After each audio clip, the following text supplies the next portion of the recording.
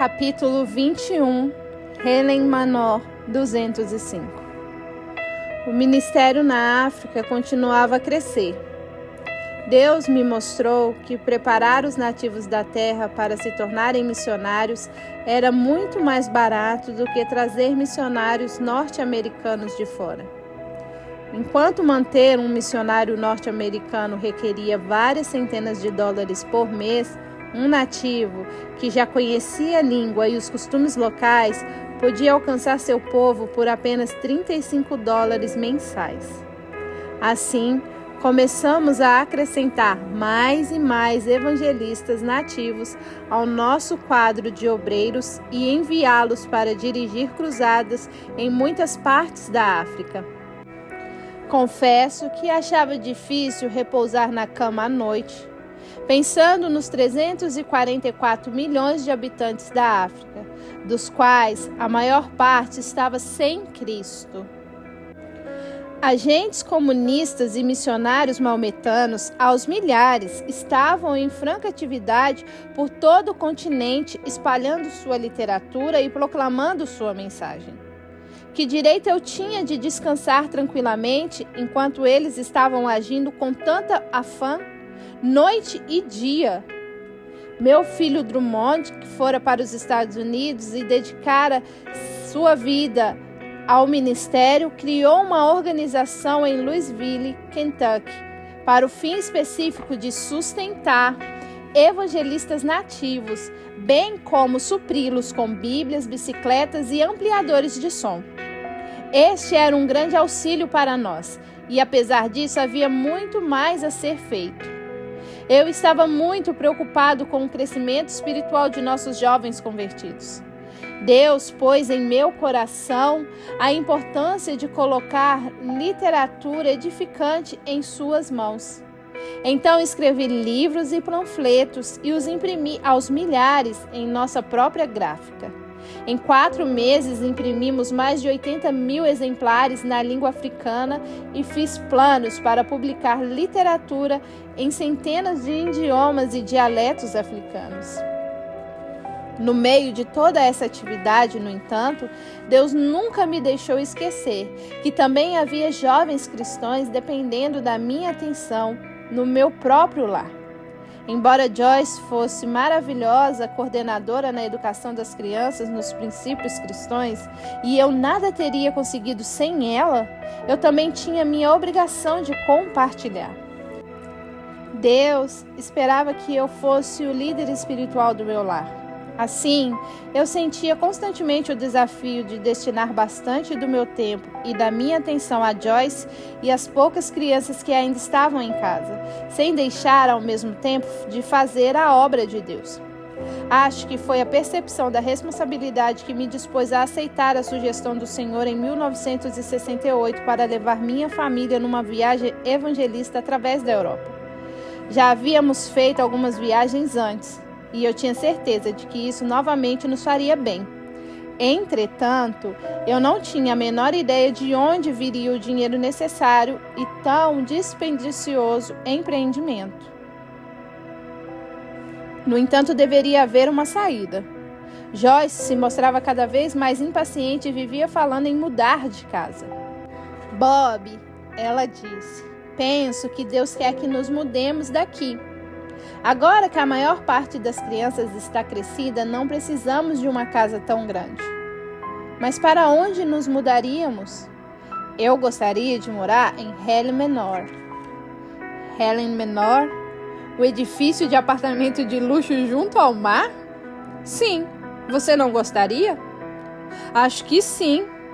Mas como conseguiríamos recursos para pagar o aluguel? Ela olhou para mim com um ar divertido.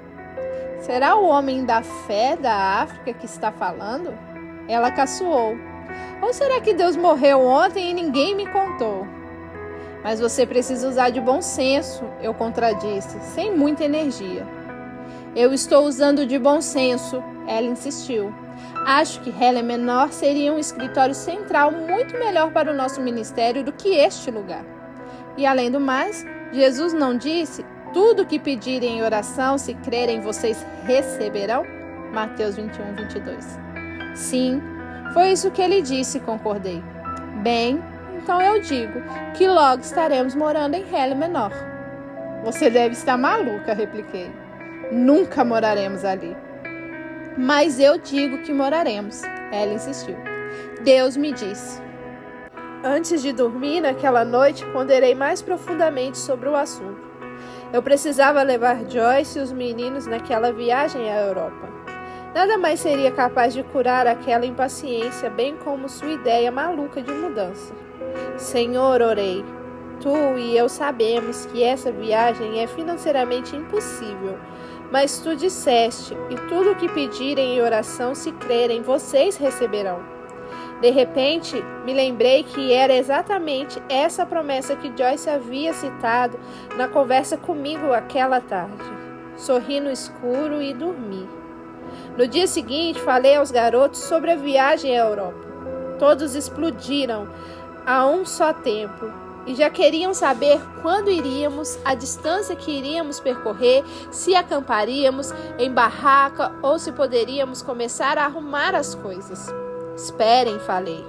Como vocês sabem, essa viagem vai custar muito dinheiro. E nós só podemos realizá-la se Deus suprir o necessário. Assim, antes de começar a arrumar, sugiro que comecem a orar ao Senhor. E assim fizemos.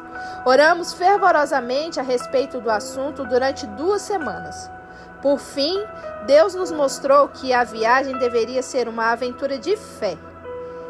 Em vez de esperarmos até termos bastante dinheiro, usaríamos o dinheiro que possuíamos e iríamos tão longe quanto ele nos permitisse. Deveríamos então depender de Deus para suprir o necessário para a parte seguinte da jornada e a seguinte, até que chegasse a hora de voltarmos para casa. Senti que essa seria uma maneira excelente de ensinar os meninos um pouco mais sobre as alegrias de viver pela fé. Fizemos os arranjos para irmos a Londres, daí passaríamos à França, planejamos visitar muitos países, terminando nossa viagem em Genebra, Suíça, e de volta à cidade do Cabo. É inverno no norte, advertiu Joyce. Por isso, é possível que tenhamos de ficar em Londres por algum tempo. Mas aonde? Joyce perguntou. Precisamos alugar uma casa, não acha? Acho que sim, respondi. Tive uma ideia. Eu ajudo você a arrumar todas as coisas necessárias caso tenhamos de alugar uma casa. Em seguida, vou para Londres antes de você e procuro uma casa mobiliada. Você e os meninos vão de navio. A ideia pareceu boa a Joyce. E assim, gastamos os 2 ou 3 dias seguintes embalando as coisas necessárias à viagem. Trate de levar boa quantidade de cobertores, falei a Joyce. Não queremos ninguém apanhando um resfriado. Enchemos 17 caixas de papelão com roupas de cama, prato, talheres e fizemos planos para que seguissem no navio em que Joyce e os meninos viajassem. Em poucos dias tomei um avião para Londres enquanto a família embarcava em um navio que chegaria a Londres 2 semanas depois. Eu havia entrado em contato com alguns cristãos amigos em Londres e lhes comunicado nossos planos. Eles haviam prometido esperar-me no aeroporto. E, de fato, quando desci do avião no ar frio e invernoso do aeroporto Heathrow, lá estava um irmão com uma caminhonete. Irmão Tom, ele disse, espero que você goste desta caminhonete. Nossa igreja a está doando a você e a sua família para que usem em sua viagem pela Europa. Sua respiração lançava pequenos jatos de vapor enquanto falava. Agradeci-lhe efusivamente e então fui levado à sua casa para passar ali alguns dias até que os arranjos definitivos fossem feitos. Nas 2 semanas seguintes, orei por direção e andei à procura de casas. Entretanto, por mais que procurasse, não conseguia localizar uma casa adequada. Bem, pensei, o inverno não está assim tão rigoroso. Talvez seja melhor esquecer a casa e começar a viagem. Assim, guiei a caminhonete rumo a Southampton com tempo de esperar Joyce e os meninos. Os meninos me viram antes que eu os notasse. Desceram a prancha e, em coro, deram um grito e desandaram a falar freneticamente. Não demorou muito e os levei ao lugar onde a caminhonete estava estacionada. Veja, querida, falei a Joyce. Já conseguimos o transporte. Onde você a conseguiu? Joyce quis saber. Esse é o milagre número 1, respondi, tocando-a gentilmente no cotovelo enquanto ela tremia. É uma dádiva para nós enquanto estivermos na Europa. Louvado seja o Senhor, ela exclamou. Não é espantoso como Deus continua cuidando de nós? Claro que é, sorri. Não há nada impossível, há? Absolutamente nada, gritei. Então, nem mesmo Helen Menor é impossível, é? Fiz de conta que não a ouvira e tratei de abrir as portas da caminhonete. Pulamos todos para dentro e saímos à procura do agente de navio para providenciar a armazenagem das 17 caixas de roupas e utensílios até o momento da nossa volta. Expliquei a Joyce que eu havia encontrado dificuldades para alugar uma casa. Talvez o senhor não queira que aluguemos uma casa, Joyce replicou. Não será melhor viajarmos logo? Era isso que eu estava pensando, respondi. Nossos amigos de Londres, porém, quando souberam dos nossos planos, acharam que deveríamos esperar até que a primavera chegasse. Mas nós oramos fervorosamente e, por fim, ajudados pelas ofertas de alguns cultos que realizamos, conseguimos o dinheiro para pagar nossa passagem e o transporte marítimo da caminhonete até a França. Deixamos nossas 17 caixas armazenadas e seguimos a viagem. Uma vez na França, seguimos viagem e por vários meses aquela caminhonete se transformou em nossa casa ambulante. Quando nos defrontávamos com um frio muito forte, não faltavam amigos de coração quente nos oferecendo acomodações confortáveis para passarmos a noite. Dirigi cultos em muitas igrejas, salas e casas, e muitas pessoas espiritualmente famintas foram salvas, curadas e batizadas no Espírito. Tanto Joyce como os meninos se sentiram plenamente felizes por participarem dos cultos e ajudarem como podiam. O velocímetro ia marcando um número de quilometragem cada vez maior à medida que avançávamos através do maravilhoso inverno da Bélgica, da Holanda, da Alemanha, sem parar, por terras aparentemente indetermináveis. Sempre recebíamos ajuda financeira suficiente para alcançarmos o ponto seguinte. Ao fim do inverno, tínhamos completado o circuito e estávamos rumando de volta já, para o oeste, através dos majestosos Alpes suíços. Com a chegada a Genebra, nossa viagem estaria terminada. Eu levaria a caminhonete à Inglaterra e minha família voltaria para a África do Sul. Quando nos registramos no Hotel Pascoal, em Genebra, falei a Joyce: vamos ficar aqui para o final de semana. A viagem foi cansativa e será uma boa oportunidade para você e os pequenos saírem e se divertirem na neve. Assim fizemos. Na segunda-feira de manhã, todos descansados e refeitos, fazíamos os últimos preparativos para deixar o hotel e seguir para o aeroporto. Pouco depois, enquanto esperávamos a hora da partida do avião, Joyce me disse: não se esqueça de retirar nossas caixas da armazenagem e embarcá-las para a cidade do Cabo. Os talheres e pratos vão me fazer falta. E o que você fará até que eles cheguem? Perguntei. Pedirei emprestado, eu acho. Quanto tempo vai demorar? 2 ou 3 semanas depois que forem embarcados. Já deveria ter sido despachada 2 semanas. Ainda por cima é preciso pagar a conta da armazenagem antes de ter o material a bordo. Oh, querido, esqueci disso. Será muito caro? Se multiplicarmos 17 caixas por 35 centavos por dia cada, a conta deve chegar a várias centenas de dólares, penso. Junto a isso, o frete para a África. E onde você vai conseguir todo esse dinheiro? Não faço ideia, admiti.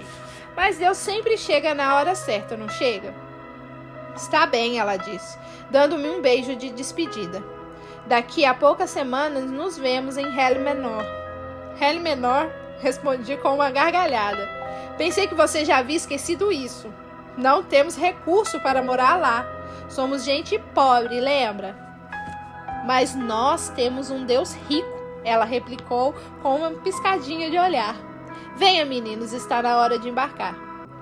Beijei-os todos às pressas. Em poucos minutos lá estavam eles, voando sobre Genebra, rumo à cidade do Cabo. Quando, alguns dias depois, cheguei a Londres, fui imediatamente à companhia de navegação para cuidar da remessa das minhas 17 caixas. Eu não fazia a menor ideia de como iria pagar, mas Deus sabia quão importante isso era para mim e senti que Ele mostraria uma saída. Quando me dirigi ao escritório do agente de viagem, perguntei sobre o volume armazenado. O jovem funcionário atrás da mesa começou a preencher um formulário. Seu nome, senhor? Assim que mencionei meu nome, ele parou de escrever e seu rosto empalideceu. Alguma coisa errada? Senhor, ele respondeu hesitante. Lamento lhe dizer, mas cometemos um terrível engano. 2 semanas despachamos as suas caixas para a cidade do Cabo. Elas estarão lá amanhã. Mas por que fizeram isso sem a minha ordem? Perguntei. Não sei, o pobre rapaz só faltava chorar. Foi um engano, eu sinto muito, mas não sei explicá-lo. Bem, e quem será o responsável financeiro por tudo isso? Perguntei. Quem vai pagar a armazenagem e o frete? Creia-me, senhor, ele replicou. Nossa companhia responderá por tudo.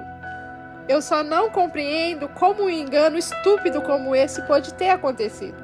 Mas eu lhe garanto que não vai lhe custar um centavo.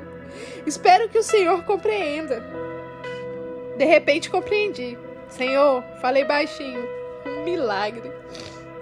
Então disse ao funcionário, moço, quer fazer o favor de me dar por escrita a declaração de que a companhia assume a responsabilidade da conta?